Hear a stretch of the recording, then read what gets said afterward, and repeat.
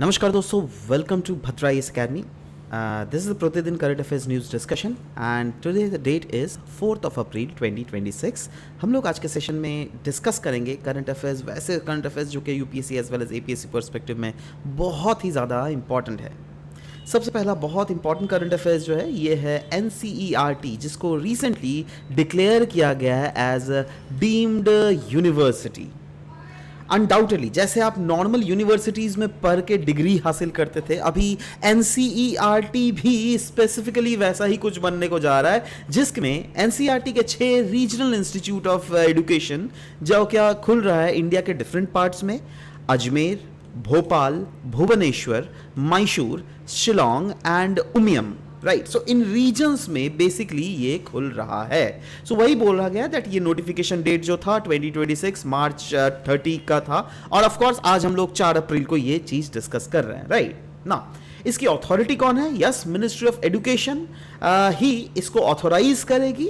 Right, and ये of course UGC ने इसके लिए पहले ही अप्रूवल दिया गया था. राइट, एंड इसका लीगल बेसिस अगर देख लीजिएगा, यस, यूजीसी एक्ट ऑफ 1956 जो है ना, उसके अंडर ही आपको यूजीसी बोलो तो university grant commission. University grant commission के 1956 वाले एक्ट के जो सेक्शन 3 में है ना, उसी में बोला गया दैट कौन कौन से universities can be set to be the university. So उसी के अंडर एनसीईआरटी को भी ये पावर मिला है. तो सवाल होता है, एनसीईआरटी को जो डीम्ड यूनिवर्सिटी बनने का पावर मिला है, इसके अंडर उनका क्या क्या पावर होगा? तो सबसे पहला तो है एकेडमिक ऑटोनॉमी. मतलब एनसीईआरटी अगर अभी चाहे ना तो they can easily offer courses और ऐसे प्रोग्राम्स अक्रॉस डिफरेंट डिसिप्लिन्स. इसके लिए डिग्रीज भी जो है ना उनको कुछ कुछ चाहिए होगा, तो वही बोला गया it can award undergraduate degree. अगर एनसीईआरटी चाहे तो postgraduate degree as well as doctorate degree भी प्रोवाइड कर सकती है स्टूडेंट्स को.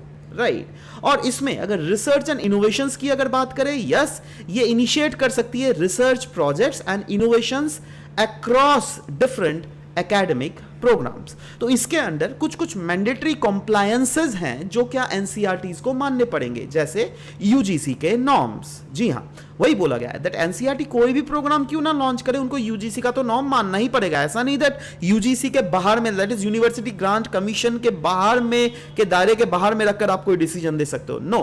Right, no commercialization. हाँ, आप बिल्कुल इंगेज नहीं हो सकते हैं इन प्रॉफिट मेकिंग एक्टिविटीज जैसे एनआईटीज, आईआईटीज, एआईआईएमएस, एम्स. क्या ये सब कभी भी आपने सुना है दैट ये लोग अपना प्रचार चला रहे हैं, हाँ एडमिशन ले लो आईआईटी में, एडमिशन ले लो? कभी नहीं ना. तो वही बोला गया है दैट ये भी they can not engage in any profit making activities. Accreditation की अगर बात करें, yes, NAAC accreditation institutional quality के लिए प्रोवाइड किया जाएगा, और वेरियस प्रोग्राम्स के लिए एनबीए की रेटिंग भी इनको लेना अनिवार्य है, तभी ये वो कोर्सेज अपने इंस्टीट्यूट में प्रोवाइड करवा सकते हैं. रैंकिंग एंड ट्रांसपेरेंसी की अगर बात करें, जैसे नॉर्मल कॉलेजेस को national institute of ranking framework के अंडर रखा गया है, वैसे ही एनसीईआरटी के जो कॉलेजेस होंगे ये भी एलिजिबल हो जाएंगे to come under national institute of ranking framework के रैंकिंग में. राइट, और इसके लिए इनको मेंटेन करना पड़ेगा एकेडमिक बैंक ऑफ क्रेडिट्स, और साथ ही साथ डिजिटल लॉकर्स भी स्टूडेंट्स के लिए इनको बनाना पड़ेगा. पॉलिसी अलाइनमेंट की अगर बात करें, यस, आपको पता ही होना चाहिए 2020 में नेशनल एजुकेशन पॉलिसी आया गया था. राइट, उसी नेशनल पॉलिसी के तहत इसको अलाइन किया जा रहा है. कैंपस एक्सपेंशन की अगर बात करें, यस, ऑफशोर या फिर न्यू कैंपसेस अलाउ किए तो जाएंगे but only as per UGC norms, है ना. अब तो पहले तो इंडिया में तो धीरे धीरे फैलना स्टार्ट कर दे, उसके बाद जैसे ये बड़ा होगा वैसे हम लोग आउट ऑफ इंडिया में भी वेरियस कैंपसेस को एक्सप्लोर करने के बारे में सोचेंगे. राइट, इसके कोर थीम्स और सिग्निफिकेंस की अगर बात करें, यस, कहीं ना कहीं इंडिया में जो एजुकेशन है वो चेंज हो रहा है. इसके लिए इंस्टीट्यूशनल ट्रांसफॉर्मेशन लाया जा रहा है from school curriculum and teacher training to research intensive and degree granting institution. मतलब पहले क्या था, स्कूल करिकुलम्स को फोकस किया जाता था, टीचर ट्रेनिंग्स को फोकस किया जाता था, बट अभी यस ये रिसर्च इंटेंसिव और डिग्री ग्रांटिंग इंस्टीट्यूशंस हो जाएगा. पॉलिसी अलाइनमेंट की अगर बात करें, ये सपोर्ट करेगा नेशनल एजुकेशन पॉलिसी 2020 के विजन को और मल्टी डिसिप्लिनरी हायर एजुकेशन और साथ ही साथ रिसर्च ड्रिवन इंस्टीट्यूशन भी ये फ्यूचर में बनेगा जरूर। मतलब जैसे कि मैं पहले ही बोला ना, ये यूजी, पीजी और साथ ही साथ रिसर्च के रिलेटेड कोर्सेज भी प्रोवाइड कर सकते हैं, right. Public service charter, yes, बोला गया स्ट्रिक्ट कंडीशन है जिसको क्या कंप्लायंस में रखकर ही इनको काम करना पड़ेगा। जैसे एनसीईआरटी कभी भी नॉन कमर्शियलाइजेशन एक्टिविटीज नहीं कर सकती है। मतलब एनसीईआरटी को इंश्योर करना पड़ेगा that this as an institution will be non commercialized in nature, जिससे क्या मेंटेन करना पड़ेगा एनसीईआरटी का role as a public service educational body. इसकी स्ट्रैटेजिक रोल में अगर इसका इंपैक्ट देखें तो यस, ये इंडिया का स्ट्रेंथन करती है इंडिया के हायर एजुकेशन इकोसिस्टम को। यस, ये इनेबल करती है एनसीईआरटी को, जिससे क्या वो प्ले कर सके larger role in educational research, teacher education and साथ ही साथ करिकुलम इनोवेशंस के ऊपर में भी ये काम कर सकती है, right. So on the basis of whatever we have discuss so far, उसके बेसिस पे ये क्वेश्चन दिया जा रहा है that which among the following statement about NCERT's new status as a deemed university is or are correct. 4 options आपके पास दिए गए हैं। हम लोगों ने जो भी अभी तक डिस्कस किया है उसके बेसिस पे बहुत इजी क्वेश्चन है। I hope each and everyone should attempt this very question in the comment section below. Please do that, I will be waiting for sure. Thank you. Moving on, next news, global helium supply shock के बारे में। GS paper 2 और 3 के international relations as well as economic development से आप इस topic को relate कर सकते हैं। क्यों न्यूज में है? क्योंकि देखो अभी इजराइल और ईरान का वॉर चल रहा है, राइट। ईरानियन मिसाइल ने स्ट्राइक किया है कतर के एलएनजी फैसिलिटी को, जो क्या दुनिया का वर्ल्ड लार्जेस्ट है। ध्यान से सुनिएगा, दुनिया का सबसे बड़ा एलएनजी नेटवर्क को इन्हें हिट किया गया है और यहीं पर मैन्युफैक्चर होता है दुनिया का सबसे लार्जेस्ट हीलियम। और आपको पता है इंडिया जो है ना इंपोर्ट करता है 50% से भी ज्यादा हीलियम कतर से। मतलब आप समझ रहे हो कतर का ये स्टेटस है, 50% से ज्यादा। और वैसे तो हम लोग 100% ही इंपोर्ट करते हैं, बट 50% कतर से ही हम लोग इंपोर्ट करते हैं। This is the real fact. मतलब हमारा क्या कोई भी हीलियम का डोमेस्टिक प्रोडक्शन होता है? नहीं, हम लोग 100% इंपोर्ट करते हैं। बट मैं क्या बोल रहा हूं, कतर से कितना इंपोर्ट होता है? 50%। Can you imagine that? है ना। इसी के साथ मैं स्टॉक मार्केट वालों को भी एक सजेशन देना चाहूंगा, कल देखना स्टॉक्स हीलियम के रिलेटेड, है ना। एनीवेज, चलो पढ़ाई में आता है। इसका इंपैक्ट क्या होने वाला है? इसका इंपैक्ट होगा, कतर एनर्जी ने डिक्लेयर किया है फोर्स मेजर, राइट। मतलब अभी तक ओवरऑल जितने भी मतलब दुनिया में इसका सप्लाई था ना, वो दुनिया का सप्लाई का मैंने बारे में बात कर रहा हूं। 14% of the global helium supply export जो है वो अचानक से क्रंच हो चुका है। आप इससे अगर जियोपॉलिटिकल एंगल में देखोगे, ये लड़ाई जो चल रहा है ना, इस लड़ाई से ईरान का क्या मकसद है? दुनिया में एनर्जी क्राइसिस को पैदा करना। क्योंकि अगर ईरान का पास यही ऑप्शन है, अगर वो एनर्जी क्राइसिस नहीं पैदा करे ना, तो आप सोचिए ना दूसरे कंट्रीज यूएसए को कैसे फोर्स करेगी, इजराइल को कैसे फोर्स करेगी जो शांत करो इस वॉर को। इसीलिए उनका एम ही है ऐसे जगह में हिट करो जहां पर दुनिया क्रंच हो जाए, ट्रिपल हो जाए, राइट। तो इसीलिए यहां पे बोला गया है ये जो रिस्क है ना, it is no domestic production and it is acute vulnerable to health care, semiconductor and research. मतलब हेल्थ केयर रिलेटेड कोई भी अगर इंडस्ट्रीज हो, सेमीकंडक्टर रिलेटेड कोई भी इंडस्ट्रीज हो, रिसर्च रिलेटेड कोई भी इंडस्ट्रीज हो, every industry is going to pay for this war that is going on.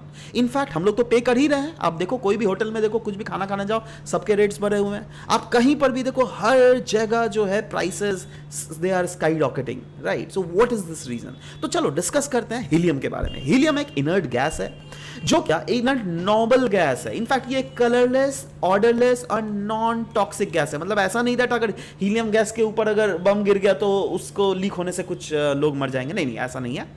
But इसकी एक यूनिक प्रॉपर्टी है जिसके कारण दुनिया भर में इसका सबसे ज्यादा डिमांड है, और वो है क्रायोजेनिक एप्लीकेशंस। क्रायोजेनिक एप्लीकेशंस मतलब वैसे डिवाइसेस जिसको ठंडा हम लोग को रखना का बहुत ज्यादा जरूरत होता है। जैसे आप कोई पैथोलॉजी लैब चले गए, राइट, वहां पे आपका खून का सैंपल लिया या फिर कोई भी टेस्टिंग सैंपल लेता है, वहां पे चीजों को ठंडा रखने का जरूरत होता है, राइट।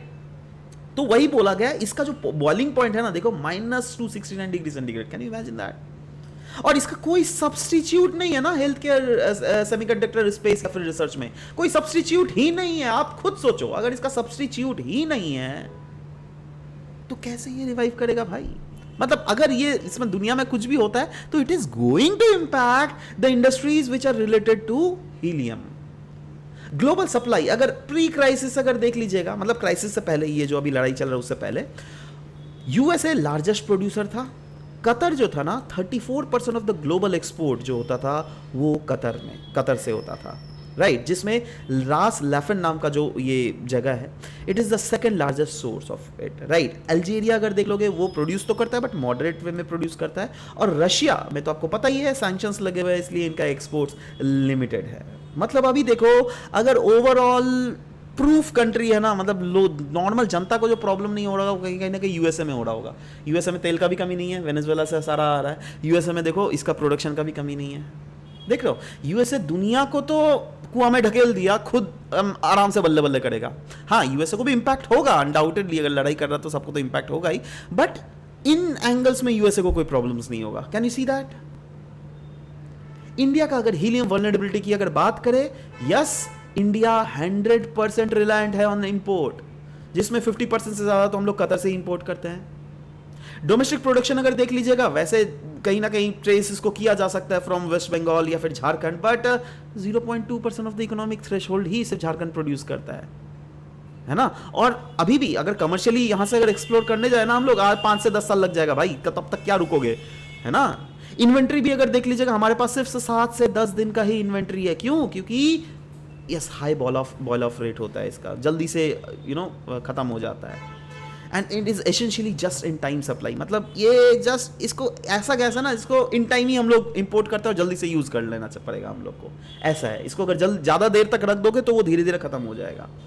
स्ट्रैटेजिक एप्लीकेशन अगर हीलियम का देख लीजिएगा, तो मैंने पहले ही बोला ना, इसका कोई सब्स्टिट्यूट ही नहीं है। हेल्थ केयर में देख लीजिएगा, एमआरआई स्कैनर्स, यस, इनको लिक्विड हीलियम चाहिए, क्योंकि यहाँ पे भी तो सुपर कंडक्टिंग मैग्नेट्स होते हैं ना, है ना, तो वही है, बट इनका भी रिस्क है ऑफ शॉर्टेज, क्योंकि अगर ये मिलेगा ही नहीं तो हमारे स्कैनर काम क्या करेगा, इनके मैग्नेट क्वेंच हो जाएंगे, क्योंकि इनके मैग्नेट पे सुपर कंडक्टर्स लगे हुए रहते हैं, राइट। मल्टीवीक डाउन टाइम हो जाएगा, कॉस्टली रिपेयरिंग एक्टिविटीज हो जाएगी।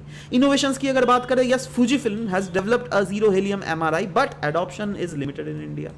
मतलब है, इनोवेशन है दुनिया में, बट यस, इसका एडॉप्शन ही नहीं है ना प्रॉपरली, तो वही बोला गया। सेमीकंडक्टर्स की अगर बात करें, यस, पहले ही बोला मैंने, कूलिंग वेफर्स के लिए ये सब इस्तेमाल होता है। अब आज के इंडस्ट्री में बताइए ना, सेमीकंडक्टर कहां नहीं इस्तेमाल होता है, आप खुद बताइए, right. Plasma processes, leak detection, control atmosphere को इंश्योर करने के लिए, यस, हम लोग इसका यूज करते हैं। और ट्रेंड अगर देख लीजिएगा, yes, advance chips needs more helium consumption, तो that is the main problem which is being observed here, right. Space and defence की अगर बात करें, यस, इसका एप्लीकेशन है इन the rocket fuel tank purging and pressurisation, जो कि यूज किया जाता है भाई नासा या फिर space x. Fibre optics and display manufacturing की अगर बात करें, यस, मेन पर्पस इसका क्या है, that heat transfer, defect free fibre drawing हम लोग जिससे कर सके, एंड वो चीजें अभी नहीं हो पाएगी। साइंटिफिक रिसर्च अगर देख लीजिएगा, कितने स्पेक्ट्रोमीटर्स में, क्रायोजेनिक एक्सपेरिमेंट्स में, सुपर कंडक्टिंग स्टडीज में, कहाँ हम लोग इसको नहीं इस्तेमाल करते हैं, बट वो चीज नहीं कर पा रहे हैं। इसके अगर इकोनॉमिक इंपैक्ट देख लीजिएगा, यस, इसमें बहुत ज्यादा प्राइस सर्ज हो रहा है, दैट इज 35 to 50% कहीं ना कहीं हम लोग इंक्रीज होता हुआ देखने को मिल रहा है, जिससे क्या ग्लोबल स्पॉट प्राइसेस जो है वो डबल हो चुकी है। इनफैक्ट अगर इंडस्ट्री में इसका इंपैक्ट देखें तो yes, it is mostly cost pressures, right, that is it is not a complete production shut down as of now, अभी तक नहीं हुआ, बट यस, फ्यूचर में तो ऑफ कोर्स इसकी डिमांड बढ़ ही रही है ना। सेमीकंडक्टर प्लेयर्स अगर देख लीजिएगा तो यस, इंडिया में भी ऐसे बहुत सारे प्लेयर्स हैं जिनके पास वैसे तो 4 से लेकर 8 वीक का बफर स्टॉक है, बट दैट इज अभी जो जियोपॉलिटिकल कंडीशंस देख रहे हैं, यहां पे बफर स्टॉक रखकर भी क्या होगा। तो overall with the help of this whatever we have discuss so far, इसके बेसिस पे this is the question that is being asked, just try to watch out for this question and try to give the correct answer for this question, right. I will be waiting for your answer to come. This was all about the discussion that we had. Thank you very much for the discussion.